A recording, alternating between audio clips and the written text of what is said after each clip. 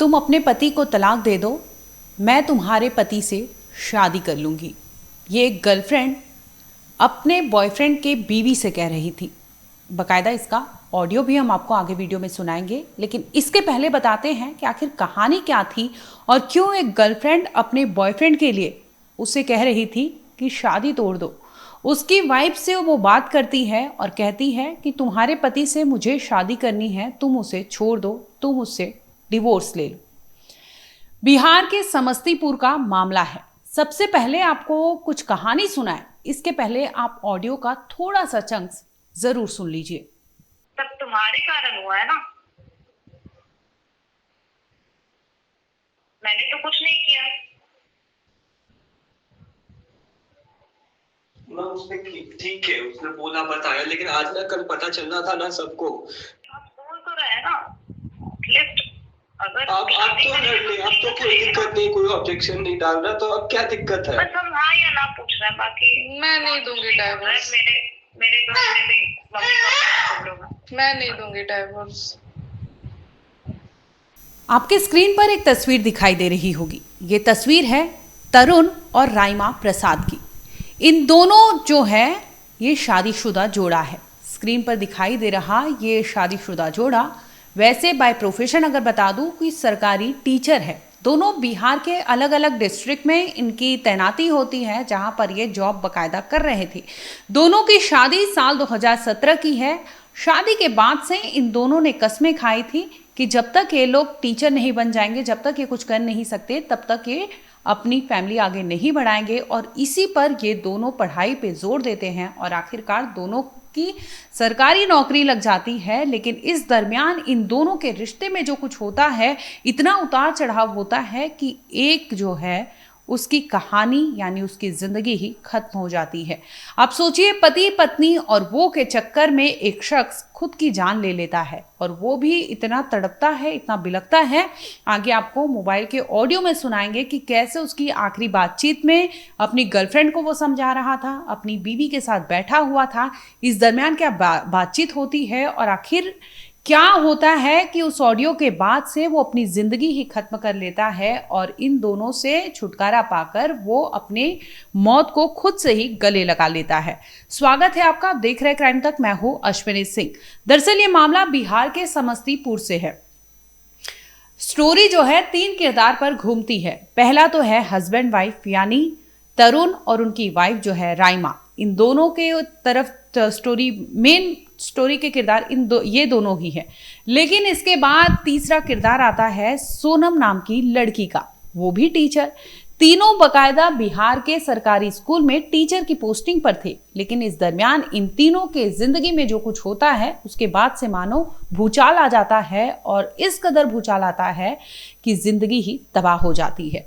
आगे बताएं इसके पहले आपको बताते हैं कि 23 साल के तरुण कुमार जो हैं वो बिहार के रहने वाले वैशाली के हैं। इस दरमियान इनकी जब जॉब लगती है तो पोस्टिंग जो मिलता है वो मुजफ्फरपुर मिलता है, और दूसरी ओर उनकी वाइफ का भी सरकारी नौकरी हो जाता है और उनकी जो पोस्टिंग मिलती है वो समस्तीपुर मिलती है। केशवपट्टी गांव के इर्द गिर्द ये इनकी जॉब होती है। अब दोनों क्योंकि मियाँ बीवी है, साथ में रहना था, तो इस वजह से दोनों डिसाइड करते हैं कि हम किराए का मकान समस्तीपुर में लेते हैं, और ये पति पत्नी वहीं पर रहते थे। जो वास्तु विहार कॉलोनी है वहीं पर ये किराए के मकान में तरुण और राइमा साथ रहा करते थे। तरुण अपने जॉब के लिए वहां से बस पकड़ता था और बस पकड़कर वो मुजफ्फरपुर जाते थे, जहां पर वो एक स्कूल में पढ़ाते थे। इसी दरमियान लगभग जो है 5 महीने पहले की बात है, तरुण जो है उस स्कूल में एक सरकारी टीचर होती है, उनका नाम होता है सोनम कुमारी। अब ये दोनों पहले तो दोस्ती होती है और देखते ही देखते ये दोस्ती जो है आगे बढ़ जाती है, एक रिश्ते में तब्दील हो जाती है। दोनों के बीच में अफेयर होने लगता है। अब अफेयर ये तमाम चीज़ें होती है, दूसरी ओर पत्नी को पता नहीं होता। तरुण और सोनम के बीच में ये तमाम कहानी जो है चल रही थी। इसी दरमियान वाइफ जो राइमा है घर पर, उन्हें कुछ नहीं पता चलता। लेकिन इसके बाद आगे जो कहानी आती है सोनम की आती है। सोनम तरुण पर दबाव बनाती है कि तुम मुझसे शादी नहीं करोगे तो ठीक नहीं होगा, तुम अपने घर पर अपनी बीवी से, अपने परिवार से बात करो, उससे डिवोर्स लो और इसके बाद तुम्हें मेरे साथ रहना है। यानी वो बकायदा एक वाइफ के हक से उसे कह रही थी कि मुझे तुम्हारी शादी करनी है, तुम्हारी वाइफ बनना है, जिसके बाद वो तरुण पर प्रेशर बना रही थी। अब आखिरकार ये बात तरुण के घर पर फैल जाती है, जिसके बाद तरुण के जो पिता है वो पहुंचते हैं उस पास, उसे समझाते हैं। जब वो नहीं समझती है तो उसके पिता से वो मिलते हैं, उन्हें बताते हैं कि इस तरह से उनका बेटा जो है तरुण, वो राइमा से ऑलरेडी शादीशुदा है और इस दरमियान जो लड़की है तीसरी यानी सोनम, वो आती ही दोनों में जो कुछ भी है वो खत्म कर देना चाहिए, दोनों का परिवार उजड़ जाएगा और जो कुछ भी है खत्म हो जाएगा। आखिरकार जैसे तैसे वो समझाते हैं, लेकिन लड़की है कि मानती नहीं है। उस दरमियान तो मान जाती है और तरुण भी, दोनों के बीच में दूरियां आ जाती है। लेकिन कहते हैं ना कि मोहब्बत की जो चीज़ें होती हैं इतनी जल्दी खत्म नहीं होती। तरुण के साथ भी ऐसा ही होता है और ये दोनों वापस से उसी चीज़ में उलझ जाते हैं। अब जो मामला था परिवार तक पहुंच चुका था, वाइफ तक पहुंच चुका था और इस पर वो समझाया जाता है तरुण को, लेकिन फिर भी कोई बदलाव नहीं होता और आखिरकार इनका डाला जाता है ट्रांसफ़र, ताकि वो मुजफ्फरपुर जिस स्कूल में थी वो लड़की जहाँ पर पढ़ाती थी और तरुण भी जाते थे, तो इस दरमियान दोनों की मुलाकात होती थी, तो जो फासले थे वो कम नहीं हो रहे थे। इसी से थक-हार कर इनका ये ट्रांसफ़र ले लेते हैं तरुण और वो आ जाते हैं जहाँ पर उनकी बीवी राइमा टीचर थी, उस स्कूल में वो भी टीचिंग कर रहे थे। लेकिन दूसरी ओर जो लड़की थी वो उनका पीछा छोड़ने से कतरा नहीं रही थी और वो लगातार उन्हें फॉलो कर रही थी। इस दरमियान ये लोग बातचीत करते हैं कि आखिर इस जो समस्या है उसका समाधान क्या होगा, तो आखिरकार एक उपाय निकलता है। अब ये लोग राइमा को बता देते हैं, राइमा को भी पता था। राइमा को एक दिन फ़ोन पर बातचीत होती है राइमा, तरुण और उस तीसरी लड़की के बीच में। अब इन तीनों की बातचीत क्या होती है उसका सार मैं बता देती हूँ, आगे आपको ऑडियो भी सुनाएंगे कि आखिर इन तीनों ने फ़ोन पर क्या बातचीत किया था, वो सुन लीजिए। दरअसल होता यूँ है कि फ़ोन आता है और वहाँ सामने होती है सोनम, दूसरी ओर होती है तरुण की वाइफ राइमा। इन दोनों में बातचीत होती है, पूछा जाता है कि क्या फ़ोन स्पीकर पर है। इस पर राइमा कहती है नहीं, स्पीकर पर नहीं है। तो वहाँ से तरुण की गर्लफ्रेंड जो रही थी वो कहती है कि फ़ोन स्पीकर पे डालो। फ़ोन स्पीकर पर आता है और इसके बाद पूछती है राइमा से कि क्या तुम तरुण को डिवोर्स दोगी। इस पर तरुण की बीवी ने साफ तौर पर मना कर दिया। इससे वो कहती है कि तुम फ़ोन स्पीकर पर करो और तरुण को भी बताओ कि तुम डिवोर्स नहीं दे सकती, जिसके बाद ये तीनों की बातचीत होने लगती है। अब आगे की पूरी कहानी आप एक बार ऑडियो के जरिए सुन लीजिए। हम कह रहे थे कि चाह रहे तरुण से शादी करने के लिए, तो हम चाहते हैं कि तुम डाइवोर्स दे दो, नहीं तो हम नहीं करेंगे। जो बात है हम सही बता रहे हैं, हाँ या ना बोल दो। पर मैं डाइवोर्स नहीं दूंगी तरुण को। क्या? मैं डाइवोर्स नहीं दूंगी तरुण को। फोन स्पीकर में है? नहीं। तो ये चीज उसके सामने बोलो। ठीक है, मैं उसके सामने बोल रही हूँ, मैं तरुण को डाइवोर्स नहीं दूंगी। सोनम, हेलो। बट मैं चाहती हूँ। एक मिनट रुक जाओ, मैं को बात कर। जब आपका और तरुण का जो भी था तो उस टाइम तो पता था ना कि मैं उसकी वाइफ हूँ। तरुण ने क्लियरली बोला था कि वो नहीं, हम कोई दबाव नहीं डाल रहे, हम बस अपना इच्छा जाएगी। हम अगर नहीं, हम करना चाहते हैं, लेकिन हम ऐसे नहीं करेंगे बस। तो मैं भी बस बोल रही हूँ कि तरुण ने तो बोला था ना कि अगर तुमको रहना है तो तुमको फिर राइमा को भी एक्सेप्ट करना होगा। तो मैं डाइवोर्स नहीं दूंगी तरुण को बस। नहीं, मुझे ऐसा नहीं बोला। उसने मुझे तो ये बोला था कि मैंने सोनम को बोला है कि अगर उसको मेरे साथ रहना है तो राइमा को एक्सेप्ट करना होगा। स्पीकर में है ना फोन? हाँ। सोनम सुन रही है मेरा बात? हेलो। हाँ सुन रही हूँ। जब सब ठीक जो भी बात है हमको भी बोलो। गेम खेल रही है। जब सब रुक जा एक मिनट। मैं कह रहा हूँ कि जब तू एक्सेप्ट करने के लिए रेडी है थी, तो आपको पता है और क्या राइमा भी सब एक्सेप्ट करने को रेडी है, तो फिर क्या दिक्कत हो गया अचानक से? आपको पता है कि क्या दिक्कत है, इसलिए आप बोल रहे हैं। कोई दबाव नहीं डाल रहा है, दबाव का बात नहीं है, बात फीलिंग्स का है। तुम नहीं समझ रही हो, पूरे लाइफ का है बात। जो चीजें, ये चीज इधर कुछ दिनों में वो सब हम सीधा बोल रहे हैं, मतलब ये मेरा खुद का डिसीजन है कि अगर हम करना चाहते हैं लेकिन हम राइमा के साथ नहीं रहेंगे। अगर उसको डाइवोर्स दोगे तो ठीक है, नहीं तो फिर ये मेरा जिंदगी है, हम कहीं और भी शादी कर लेंगे, हमको कोई दिक्कत नहीं। मैं क्लियरली बोल रही हूँ, मैं नहीं डाइवोर्स दूंगी तरुण को। मैंने जब एक्सेप्ट कर लिया, मैं बोल रही हूँ मेरे तो सब कुछ बिगाड़ करके की हो ना, तो तुम भुगतोगी ना, सब तुम्हारे कारण हुआ है ना। मैंने तो कुछ नहीं किया ना। उसने ठीक है, उसने बोला बताया, लेकिन आज ना कल पता चलना था ना सबको। आप तो लड़ रही, आप क्यों नहीं लड़ रही? हाँ तो ये आप बोल तो रहे हैं ना, लिस्ट अगर आप तो लड़ रही, आप तो कोई दिक्कत नहीं, कोई ऑब्जेक्शन नहीं डाल रहा, तो अब क्या दिक्कत है? बस हम हाँ या ना पूछ रहे हैं, बाकी मैं नहीं दूंगी डाइवोर्स। मेरे घर में भी मम्मी पापा लोग हैं। मैं नहीं दूंगी डाइवोर्स।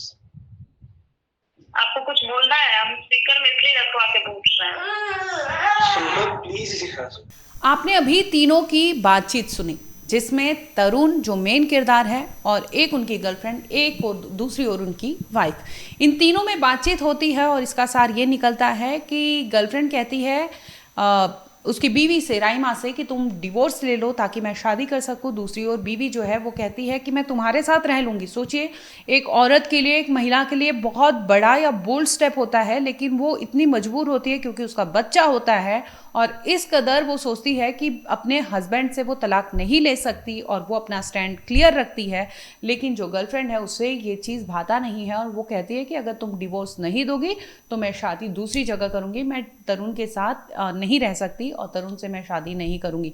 यानी एक साथ दो, बीवी कह रही है कि मैं सौतन को रख लूँगी, लेकिन पति को इससे भी इनकार नहीं है। पति कहता है कि अब तो राइमा भी मान चुकी है तो तुम आ जाओ। तो इस पर वो कहती है उसकी गर्लफ्रेंड कि देरी बहुत हो चुकी है, अब कुछ बचा नहीं है और इस तरह से मैं दो जन एक साथ नहीं रह सकते एक घर में, जिसकी वजह से गर्लफ्रेंड मना कर देती है। लेकिन तरुण को तमाम, क्योंकि वो दबाव तो बना ही रही थी दूसरी ओर से कि तुम इसे डिवोर्स दे दो, वो नहीं दे रही है तो तुम दे दो, तुम मुझसे अलग हो जाओ ताकि मैं शादी कर सकूं। लेकिन ऑडियो में अगर आपने ध्यान से सुना होगा तो तरुण जो है वो कहते नजर आते हैं कि इतना आसान नहीं होता, ये सारी चीज़ें बहुत इमोशनल होती हैं, उनका परिवार है, उनका संसार है, उनका घर है, इस तरह से वो छोड़कर अलग नहीं रह सकते। लेकिन गर्लफ्रेंड जो मानती नहीं है और आखिरकार इन सभी पचड़ों में पड़कर तरुण जो है वो डिसाइड करता है कि वो अब रह नहीं सकता, क्योंकि वो अपनी वाइफ को समझा नहीं सकता, अपनी गर्लफ्रेंड को नहीं समझा पा रहा था और इस दरमियान अगर उसने पति पत्नी और वो के चक्कर में पड़ता है तो अपनी ही जिंदगी का खात्मा कर लेता है। शुक्रवार यानी 3 अप्रैल का दिन था। लगता है कि उसकी ज़िंदगी में कुछ बचा नहीं है, ना गर्लफ्रेंड मान रही है, ना वाइफ मान रही है और आखिरकार वो अपने घर में ही अपनी ज़िंदगी ख़त्म कर लेता है, जिसके बाद परिवार में मातम पसर जाता है और पता चलता है कि इस तरह से वो सिर्फ और सिर्फ शादी के प्रेशर से और दबाव के तमाम ओर से जो गर्लफ्रेंड की ओर से बन रहा था उससे वो मेंटली हैरेस था, मेंटली टॉर्चर हो रहा था और इस वजह से उसने इतना बोल्ड स्टेप लिया जिसकी वजह से उसने अपनी ही ज़िंदगी ख़त्म कर ली। बता दें कि इस पर पिता का भी बयान सामने आया है, उन्होंने क्या कहा एक बार आप वो सुन लीजिए। सूचना 2 बजे रात में उनका पत्नी के द्वारा दिया गया। दोनों शिक्षिका हैं और अच्छा खासा इन लोग का परिवार चल रहा था, लेकिन ये पूर्व के जो स्कूल में थे वहाँ पर एक शिक्षिका इनका पीछा नहीं छोड़ रही थी और बराबर इनको टॉर्चर करती थी, बराबर तंग करती थी। इनकी पत्नी को बराबर डाइवोर्स देने का प्रेशर देती थी। इसी कल ऐसा कुछ फ़ोन पर बोली हैं जिसके कारण पुलिस छानबीन कर रही है। कब से समस्तीपुर में रह रहे थे? समस्तीपुर में तो विगत 2 साल से है, लेकिन केशव पट्टी में आए हुए 7-8 महीना हुआ है। 7-8 महीना। कौन सा स्कूल था? केशव पट्टी। दोनों एक ही स्कूल में थे? हाँ। शादी कब हुई थी? शादी 5 साल हो गया। 5 साल। हाँ। कितने बच्चे हैं? एक बच्चे। कहाँ घर हुआ क्या पता है? घर हुआ परमानंदपुर थाना में हुआ। अच्छा, क्या नाम है मृतक? तरुण कुमार। लड़के लड़की लड़की का क्या नाम? उनकी पत्नी का नाम हुआ राइमा प्रसाद, और जो शिक्षिका इनके पीछे पड़ी थी उनका नाम है सोनम कुमारी। मतलब कहाँ शादी हुई थी आपकी बेटी? गया जिला। गया। तो दोनों लव मैरिज शादी था क्या? हाँ हाँ। आपने सुना कि तरुण के पिता ने क्या कुछ कहा। उनका भी ये कहना था कि उन्होंने समझाया था और लड़की को मना भी लिया था, लेकिन इसके बाद भी ये चीज़ें ख़त्म होने का नाम नहीं ले रही थी। और उनका बेटा जो तरुण है वो मानसिक तौर पर सही नहीं था, जिसकी वजह से उसने इतना बोल्ड स्टेप लिया और अपनी ही ज़िंदगी ख़त्म कर ली।